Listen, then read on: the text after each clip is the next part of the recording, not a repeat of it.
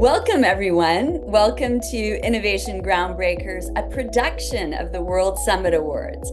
If you are curious about global innovation tied to the UN Sustainable Development Goals, well, you've come to the right place. I'm your host, Catherine Warren, a World Summit Awards board director and president of Fan Trust. I've got a background in media tech with a focus on community building. And for the past 7 years, I've built bridges between online and real-world communities in order to accelerate innovation ecosystems in Canada. I've learned a ton, I've built some great relationships, and I want to share this with all of you. So if you support innovation, if you're an entrepreneur building your next big thing, or if you work in economic development, you've come to the right place. I'm asking you to come along for the ride. With each episode, I'll interview thought leaders around the world so we can learn about the trends, the trials, and the successes when it comes to building a culture of innovation in their home nation. Today's show features World Summit Awards founder and chairman of the board, Dr. Peter Bruck. Peter is a global leader in interdisciplinary innovation at the center of art, technology, science, and communications.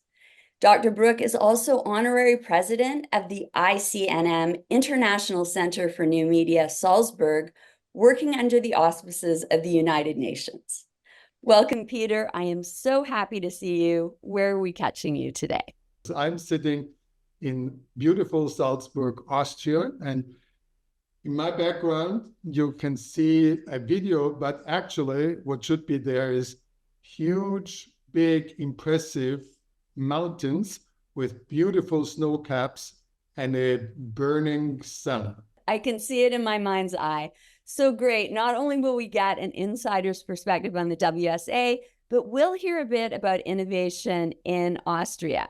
So let's start at the beginning of your career. What shaped your interest in innovation culture building? So when I was a student, I was involved in student politics at the University of Vienna in Austria. I won elections for student councils in a number of different places and so on. And then I was very much involved in trying to see how media shape actually democratic system.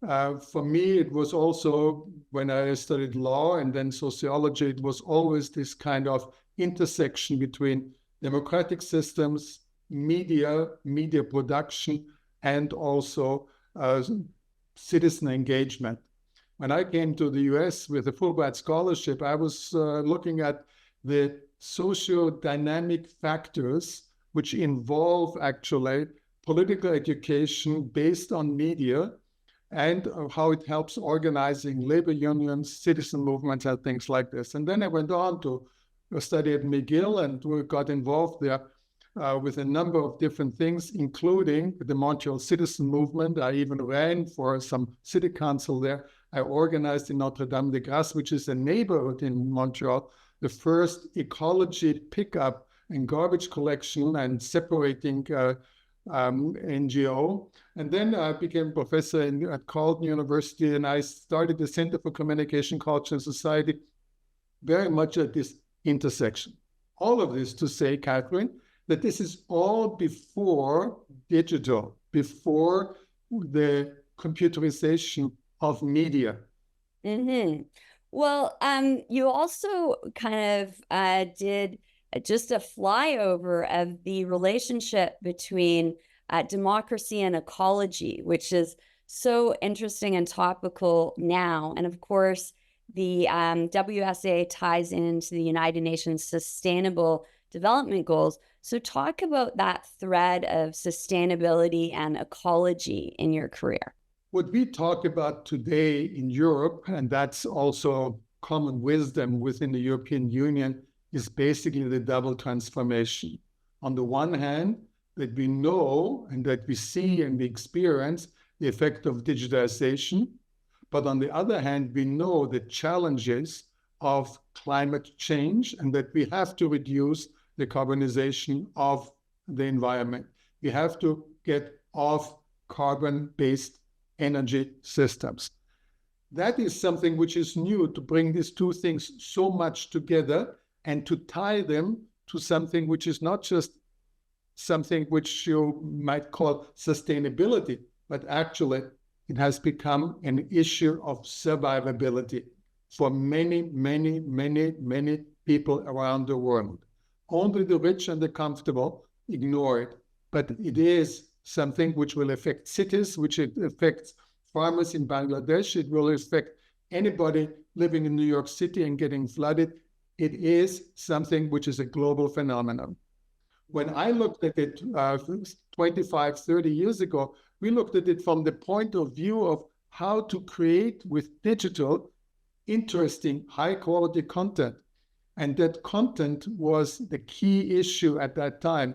Now we see the pervasiveness of computerization, the pervasiveness of digitization, the pervasiveness of artificial intelligence, and we have to come to terms with making good use rather than bad use. We have to make sure it is used for the benefit of people rather than for the evil of a few.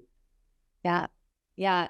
And, we think when the goals were first set out, the UN SDGs, 2030 sounded like a long way away. How close would you say we are to achieving these goals by 2030?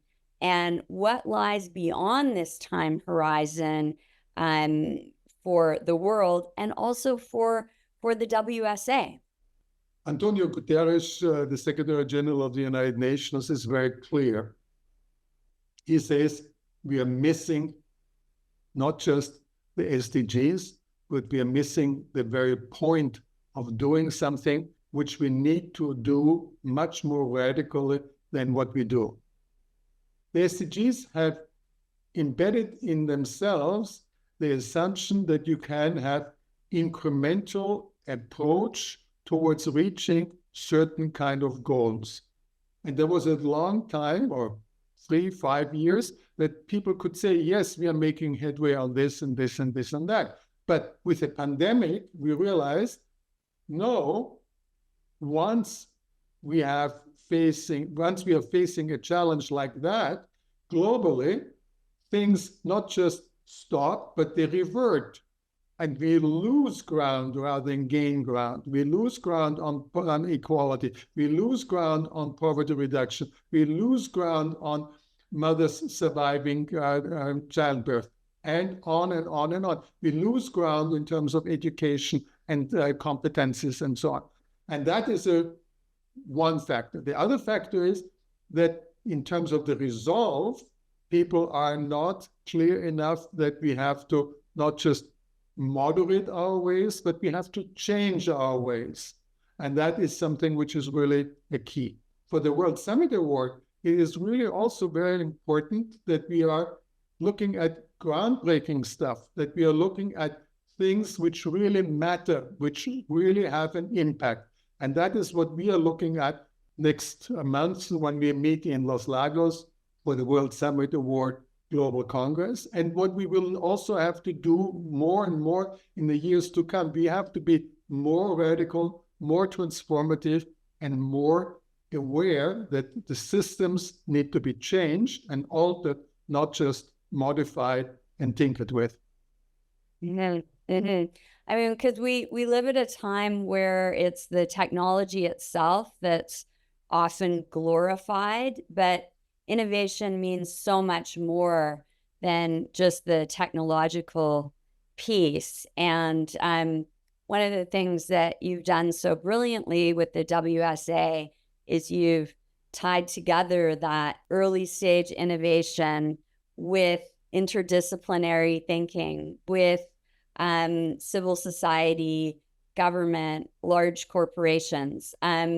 So, when you're a nominee or a winner, you may be in your early stage of your career. You may have a digital startup with a focus on digital content, but you're really part of a larger network that can connect you to, your higher purpose, to having a greater impact.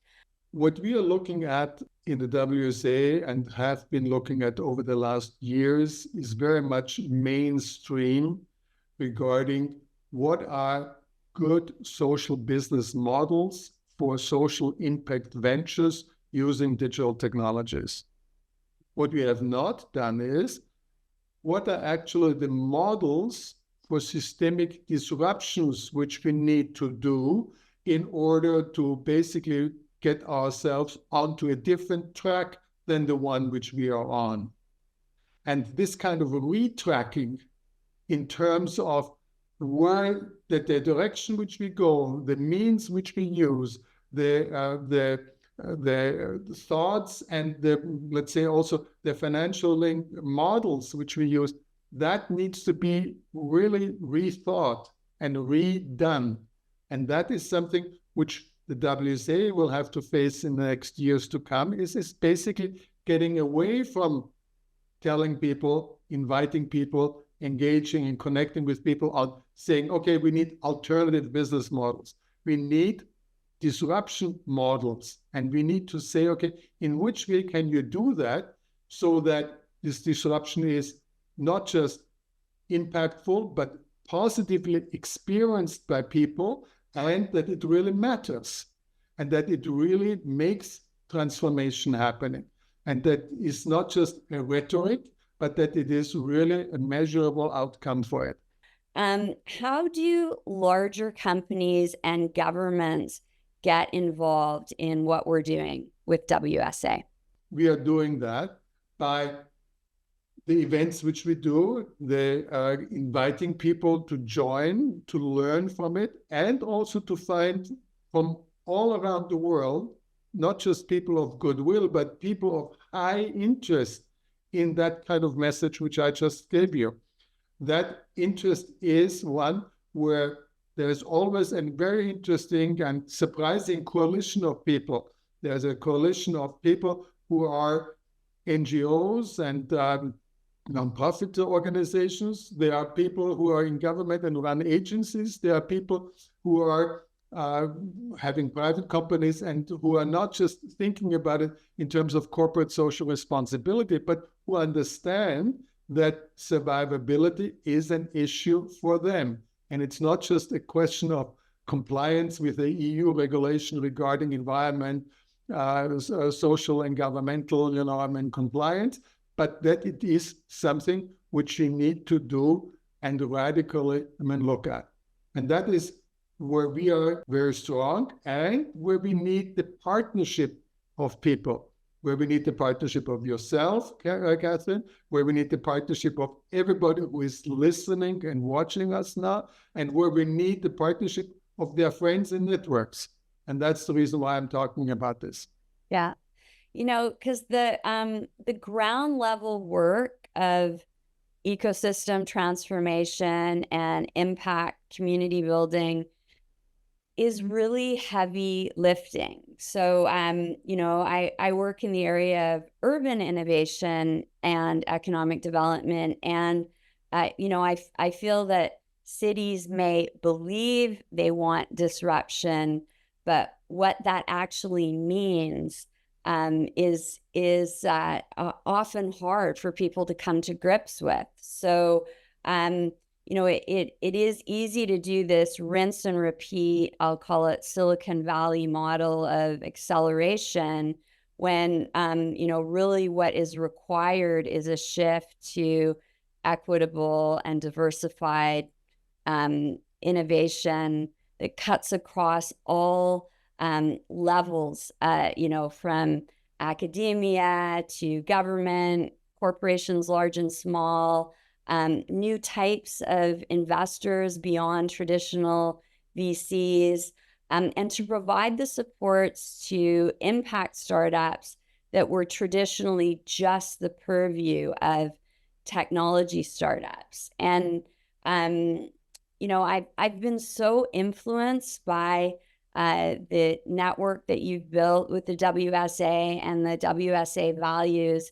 And one of my challenges has been taking that down to a practical urban level without sounding too lofty, about it and making it practical on the ground? Let me give you a very clear, let's say, simplistic starting point for this. Every investment in a new autoroute, in a new highway, needs to be questioned because it should be an investment in public transport. Every investment in terms of a new development, housing development in the suburban area should be questioned. Why don't you intensify and make it a more livable habitat in the city center? How do you make it so that people can walk and bicycle to things, but rather than having to take a car to go to the next supermarket? These are very, very basic things. The architecture of a city, the kind of urban planning you have, is the grammar of emotions in the experience of an urban person living there day by day, raising their children and families and growing and dying there. That is, this kind of grammar needs to be restructured. The syntax needs to be reorganized. The semantics need to be optimized and made much more human-like rather than car-like. And that is a real challenge for any kind of city in Canada or in the US or in many other countries. I can see it very much how the transformation of Chinese cities, from going from a rickshaw all the way to an electric car. You are in a car. You are an individualized automobile situation. And that is something which you should reconsider because it makes a great, great difference in terms of your understanding of community, in terms of the location and space you have, in terms of how you care for your environment and so on. You care for your environment differently when you have a car because you want to have the car run smoothly over a good asphalt or concrete street. If you walk, you can have a very different kind of surface. You can have much more flower pots. You can have many, many more trees around it and so on. And that is something when you look at heat zones in cities in the north, or flooding zones, on the equator, that is something you need to look at. And so it's very, very concrete. Digital plays an important role in this because digital makes us much more able to be independent of location and space in terms of many things which we do, work, entertainment, communication, and community. But we need to basically see that we use this freedom for something which is positive. If we use the freedom to live, the same way now than we did in the 60s and 70s, and basically turn only our carports to the city street and not our verandas, we are basically closing ourselves off and blinding ourselves in terms of the community which we live in. Mm-hmm. Mm-hmm. Listening to you from coming to us from the center of great social experiments, that's how I think of Austria. That's how I think of Vienna, and all of the things that I learned with visiting and WSA for Smart Social Vienna, understanding the history of the 15-minute communities, like the origins of that in Vienna, so that everything was walkable, bikeable, and people really had that sense of interpersonal relationships, but also that infrastructure support that you're talking about. Where is Austria now? Have you made advances on that history? We have a government at the moment where we have a very strong presence of the Green Party. And to give you a very simple, example is that we have a so-called climate ticket now. And that is a ticket I pay now 900, somebody else might pay 1,200 euros for the entire year to use any kind of public transport all over Austria, unlimited, 24/7. That means I walk out of my door here in Salzburg, get onto a bus, I can go to the railway station, take a train to Vienna, get on the subway there, go and blah, blah, blah, and so on. I never have to think about even getting a ticket.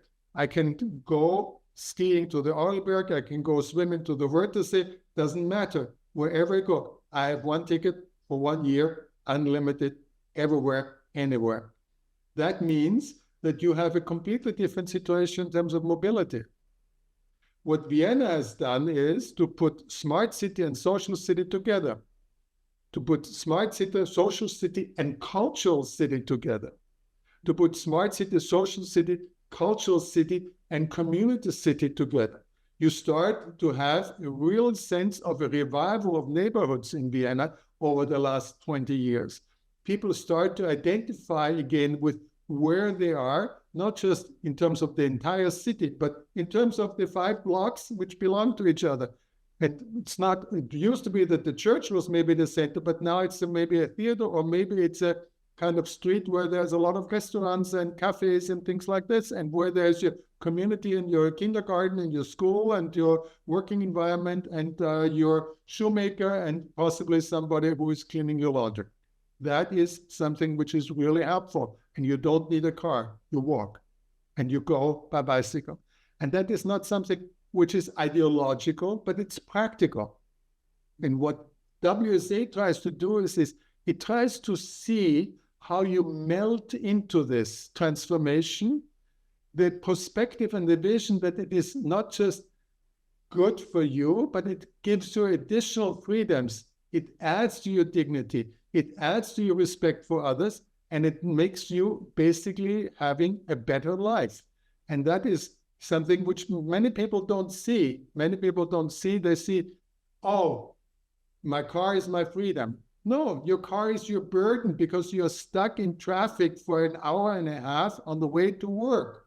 If you would take public transport and you would go in Toronto by the GO train, it would be different. You would be at work not in 1 hour and a half, but in 45 minutes. And that's a saving of an hour and a half every day going back and forth. And that matters. It helps your family. It helps your relationships. It helps your cultural activities. So let's be realistic about this.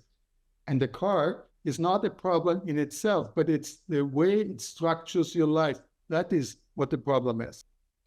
When you speak to others around the world, are they also finding challenges in making the connection between, let's say, real world and digital impact? Yes and no. I mean, we were just in Telangana state in Hyderabad, which is a hub in India.